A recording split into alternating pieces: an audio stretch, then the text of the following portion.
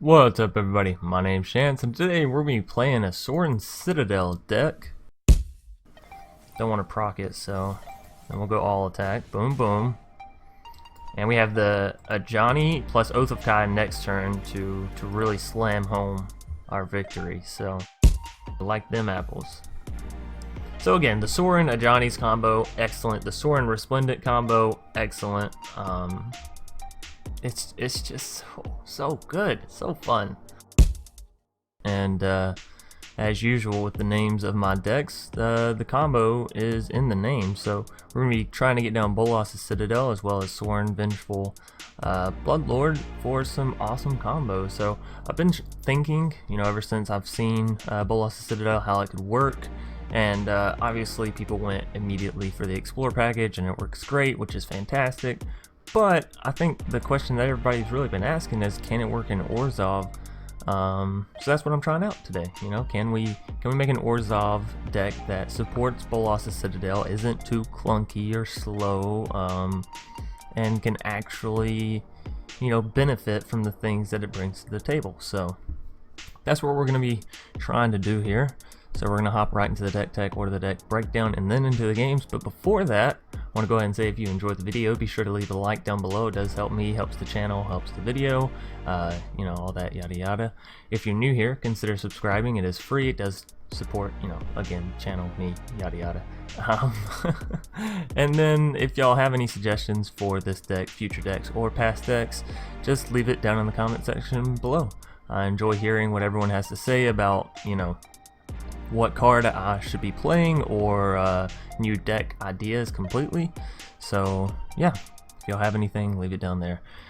Nonetheless, kicking us off, we're going to have 3 copies of Ajani's Welcome. Whenever a creature enters the battlefield, we're going to gain 1 life. Pretty simple, and it works excellent with having creatures, which we do. So moving us down, we have 3 copies of Dauntless Bodyguard. As Dauntless enters the battlefield, we're going to choose a creature, and that creature, once we choose to sacrifice Dauntless out, if we choose to sacrifice Dauntless out, is going to gain indestructible until the end of turn. So it's just good at keeping things like Ajani's Pridemate, or Resplendent Angel, or Twilight Prophet, or Lyra Dawnbringer. It's just good at keeping them alive. So moving us down, and I kind of want to talk about this card and this card in combination, and what I would do if I wanted to try a little bit more realistic version of this deck, because I have ran into problems, and I feel like the solution is very simple. I'm gonna go ahead and pull it up so y'all can see it. So Font of Agonies is an interesting card, a very interesting card. Good, I don't know, but interesting. So it reads, whenever you pay life, put that many blood counters on Font of Agonies. And you can pay 2 mana, remove 4 blood counters from Font of Agonies, and destroy target creature. Now, the cool thing about this is, if you read Bolas Citadel, whenever you go to play that top card of your library, it is actually a pay life effect. So every time you play a card with Bolas Citadel, you're also going to tick up your Font of Agonies, and then it's only going to cost 2 mana to destroy, whatever creature you want, minus, hexproof creatures. So yeah, it's like really awesome. But on the flip side, it kind of requires the combo to go off. So if the combo doesn't go off, sure, you can still take it up with Arguel's Bloodfast or with your shock lands. But past that, you don't really have any other way to proc it, so it kind of becomes a dead card, right? So it's awesome if you're already going off, but if you're not, it's kind of rough, because it's definitely not going to help you come back if you're behind. And the other card, Arguel's Bloodfast, I think this card does have a place in the deck just solidly. I think it fits well with Font of Agonies, but I think that given the deck that you have, and the fact that you don't have the Explore factor to draw those lands off the top whenever you get down Bolas Citadel, Arguel's Bloodfast gives you a mechanic that you can do that with. So it does cost 2 mana, and 2 life to draw a card. But say you get stuck on a land, you can pay that 2 mana and 2 life, draw the land out, and then keep going with Citadel. And then there's also the cool effect, which if it happens, you're going to be kind of back against the wall unless you have a whole lot of mana and you know what you're doing with it.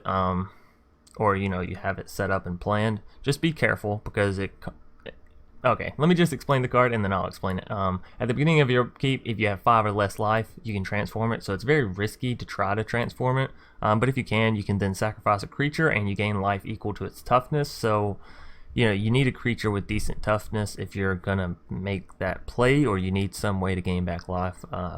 Just, you know, be cautious about it. So yeah, Arguel's Bloodfast. Nonetheless, what I was talking about with Font of Agonies is throwing in Mortify instead. It's a bit more costly, but it also is instant speed, right? You don't have to do any precursor things to it. It's not an enchantment, which can get removed.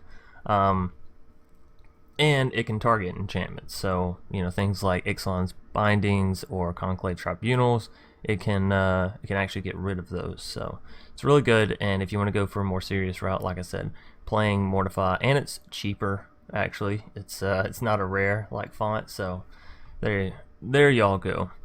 Moving us down, we have 3 copies of Nightmare's Thirst. Works wonders in the deck as you're going to be trying to gain life anyways. Comes down to instant speed, and yeah, can actually take out some pretty big creatures. You gain 1 life, and then target creature, sorry, that's my phone, and then target creature gets -X until end of turn, where X is the amount of life you gained this turn. So it always at least does 1 damage. So that's, you know, for 1 mana, it's not fantastic. Doing 1 damage, but you do gain the 1 life, which is fantastic for things like Ajani's Pridemate, or maybe tipping you over the scales with Resplendent just to get to that 5.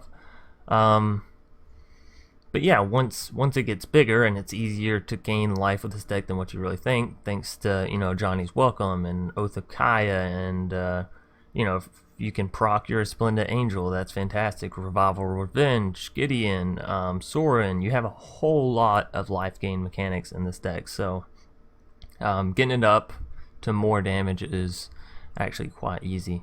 Moving us down, we have 3 copies of Ajani's Pridemate. Since we're going to be gaining all this life, right, might as well have a card that can really benefit from it. So, and I thought about Gideon's Company, but it's a little too costly, and we want to make sure that we're playing our Sorins. You know, we want to have mana for Vraska's Contempt. I think Twilight Prophet is just better than Gideon's Company, just in general.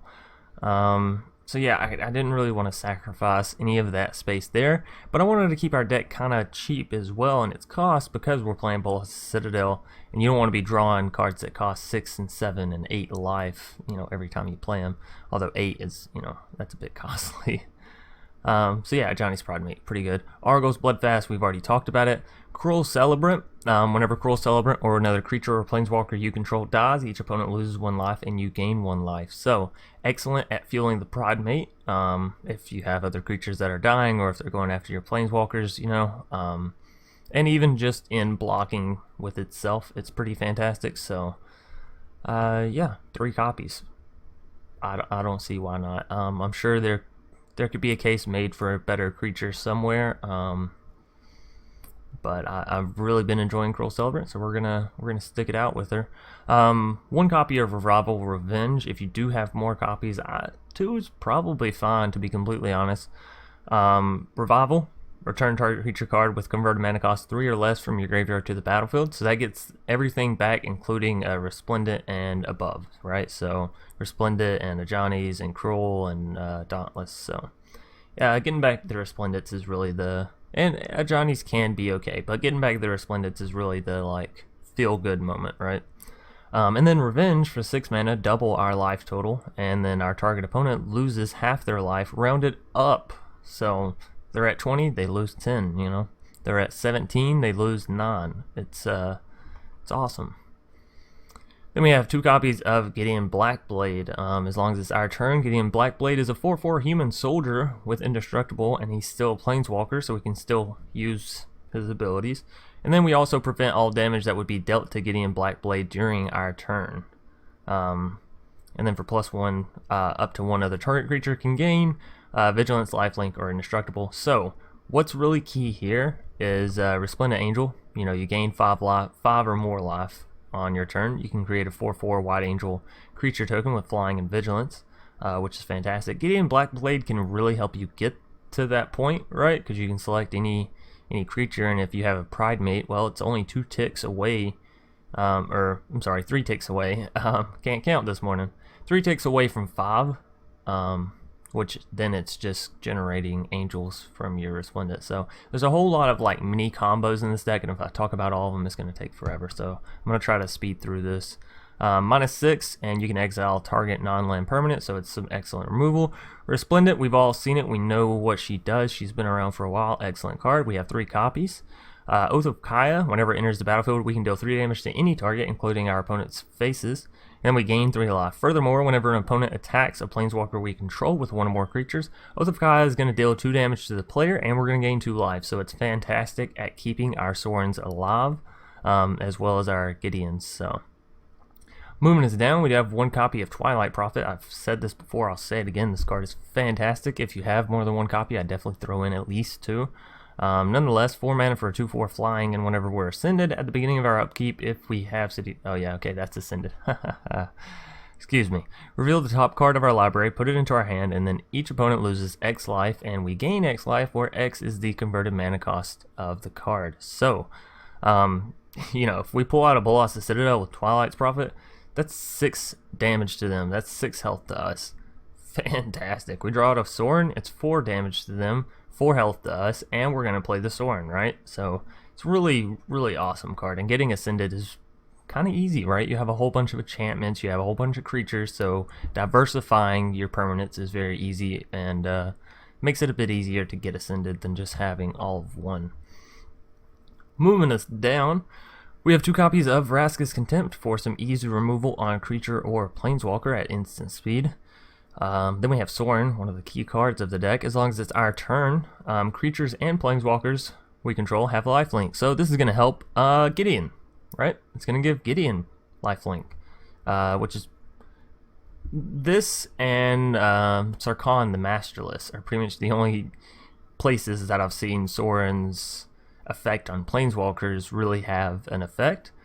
But I'm sure it has more, you know, outside of standard and modern. But yeah, so that's pretty solid. It's going to give our Ajani's lifelink. It's going to give our Resplendent's lifelink, which is fantastic.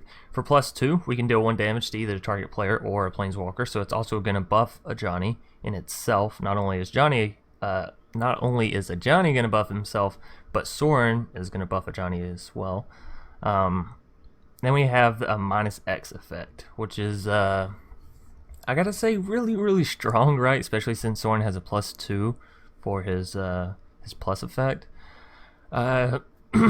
Basically, we return target creature with converted mana cost X, so X is however much damage we want to do to Sorin, from the graveyard to the battlefield, not even to our hand, but to the battlefield.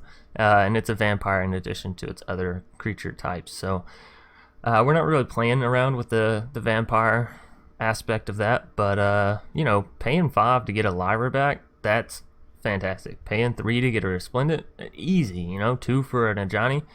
Sorin is just such a good Planeswalker, so good. And I really wanted to make a deck that was sort of, you know, focused around him. So this is gonna be our first deck. I'll probably do many more while this set is out, but this will definitely be our first one. Just sort of focusing on him. So moving us down, we have 1 copy of Lyra Dawnbringer, flying first strike lifelink, and other angels we control get +1/+1 and have lifelink. And she's a 5/5. You know, what more could you ask for from a creature? You know, wrap it all up in a package, and that's Lyra. I mean, I guess double strike would be a little bit better, but that'd also be broken. So then we have 3 copies of Bolas Citadel. I've even thought about going down to 2 with this. And you know, we just might.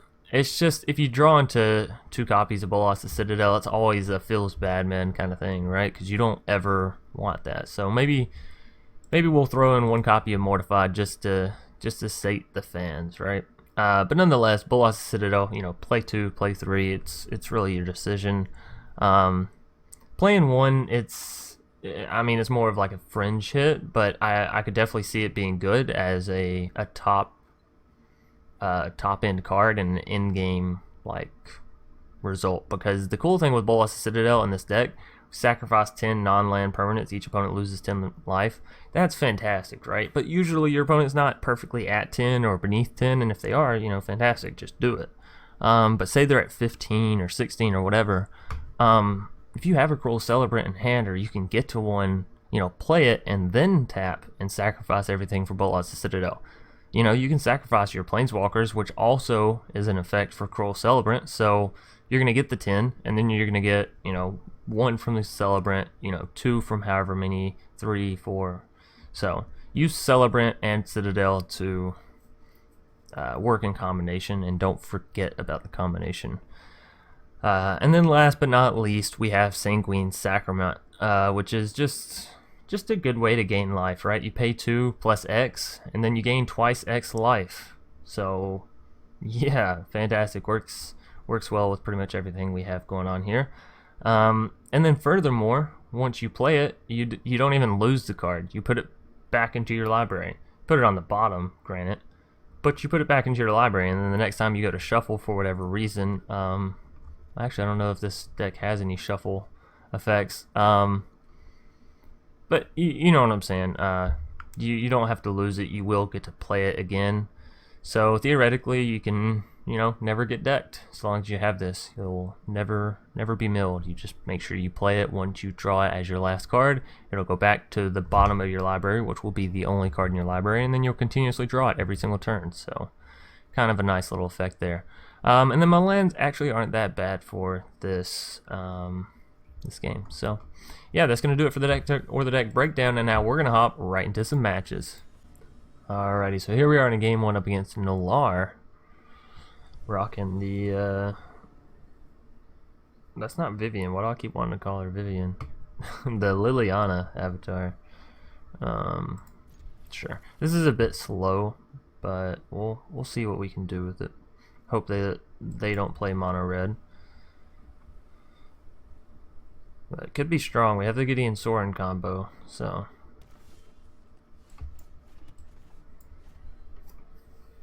Now, I'd like to see some creatures, some actual creatures, some substance, or some substance, not some substance, some substance, some substance to the deck. Godless Shrine, I mean, yeah, we're building up closer to Citadel, and we already have the Citadel, so that's like, you know, all good, dandy, and fantastic, but I want some creatures to defend these Planeswalkers. The fact that they haven't played any creatures yet is kind of scaring me as well, but, you know, I guess we'll have to wait and see what they have in store for us. We do have a Vraska, which can come down next turn. Vraska's Contempt. Nisa. Ooh, are they playing a land deck? That could be spicy. Okay, let's see. Nothing else? Wow. Yeah, I'm not gonna lie, I'm a bit confused. I'm befuddled, to say the least. We'll get in there with Sorin, and we'll get in there with Gideon.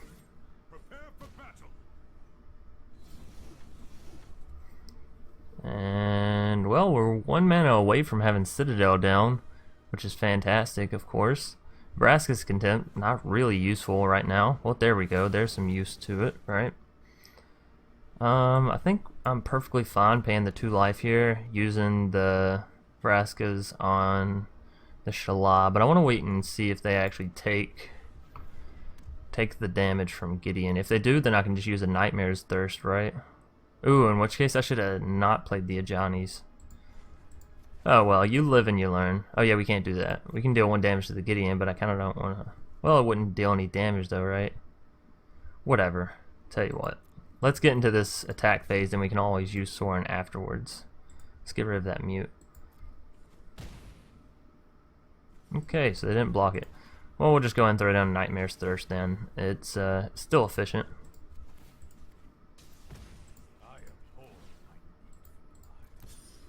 Alright, so it looks like we're just going to end up taking our opponents out with Gideon and Sorin. Yeah, there they go. Nolar scooping for a game 1. Didn't even manage to get down Citadel. It was just Sorin and Gideon beating face all game. So yeah, going into a game 2 then.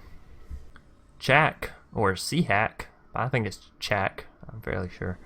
Nonetheless, here we are in a game 2. Resplendent Lyra. It's a combo I love. It's a combo known for its viciousness. So sure, we'll keep the hand. It's slow for sure, considering we don't even have the guaranteed 5 mana. Though if we did have the guaranteed 5 mana, that'd be a little scary, right? Because then it'd just be like Resplendent and Lyra. But yeah, you know, probably gonna go with the Guildgate turn 1. You know, it's kind of unfortunate we see 2 isolated chapels in a instance where you kind of want to see, ooh, well, not that, you kind of don't want to see that, anything but that, in fact. But sure. But yeah, whenever you have Font of Agonies, you kind of hope for the shocked lands, right? So you can shock them in. You shock down 2 lands, and then you already have enough to destroy a creature, which, in my opinion, is worth it. Okay, so they're building their walkers. At least they're not quite exploring with them yet. Which means I have time to build up my angel army. My lovely angel army. Now the fantastic thing is we can actually play a Resplendent before the Lyra. And given that nothing gets removed, they'll probably just scoop from that. Maybe not, you know, maybe not, but I'd like to think so. What? They just graveyarded a Wild Growth Walker? That's crazy. I'm definitely not blocking there. I'd rather just take the damage. I'm not that much of a risk taker, you gotta understand. So we do want that to enter tapped. Oath of Kai is fantastic. We're gonna wait though. Like I said, playing the Resplendent combo is just too tasty to pass up, right? Because if we can get down to Lyra next turn, both of our Resplendents are gonna go up to 4/4s plus gain lifelink. Which is going to proc both of our Resplendents, which is going to give us 2 more Angels. So all in one turn, we're going to go from 2 creatures to 5. No blocks. Again, I'd rather take the damage. I don't know what they have up their sleeve, up their armhole, but I don't want to proc it. So then we'll go all attack. Boom, boom. And we have the Ajani plus Oath of Kai next turn to really slam home our victory. So yeah, the thing that I really enjoy about this deck is outside of being a Citadel deck, you know, outside of trying to play the crazy combo, it's still a fantastic deck. It still works wonders. It's still really fun to play. That's a little mean, you know, but I still have a whole lot of really big angels out, so what you gonna do? What are you gonna do when they come for you? And now I actually am gonna block. I'm gonna block here and here and see what they have in store for me. Nothing. They have no instant speed spells. They were just doing that just to draw some cards with Midnight Reaper. Oh man, they're in trouble. They are in trouble. So let's go and get down the Ajani. And I got some bad news for you, Chak. I got an Oath of Kaya as well, coming down to probably take out your Midnight Reaper. Gonna gain us a little bit more life. And then we're gonna all in, and I think that's lethal actually. I didn't do the math on it, but yeah. Actually perfectly lethal. So game 1, game 2 going pretty quickly. You know, what can I say? This deck is a life gaining, face destroying machine. On to a game 3 with Sorin Citadel.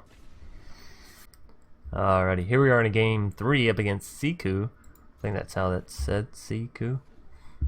Sure. Well, I think I'm actually going to wait on the Dauntless. I would rather get it down on the Pridemate. So, game 1 and game 2 went excellently. Let's hope for the same in this game 3. We can get down Gideon next turn, which I think I just may. Well, then again. No, yeah, Gideon. Save that attack. They should, because they should know that I don't want to trade my Ajani, yeah.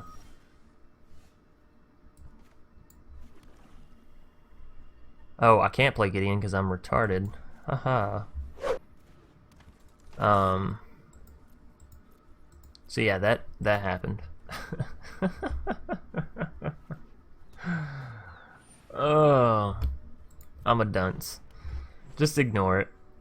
For those of you that don't realize what happened, I played a swamp instead of playing my Godless Shrine, so you know, I actually couldn't get down my Gideon because it requires two white mana to play. Unfortunate. I will go ahead and pay the 2 life this turn. Why? I don't know, because I'm just going to play a Sorin, so I could have just played the Swamp. I'm just playing things all out of order. It's still early, okay? Don't judge me. Don't be that person. Don't do it. So Sorin is in danger of dying next turn, I believe. Right? Put a +1/+1. No, but it'll get real low. Get really, really low. Okay. That's just something we're gonna have to deal with. Could have got down there Resplendent first, but that's okay.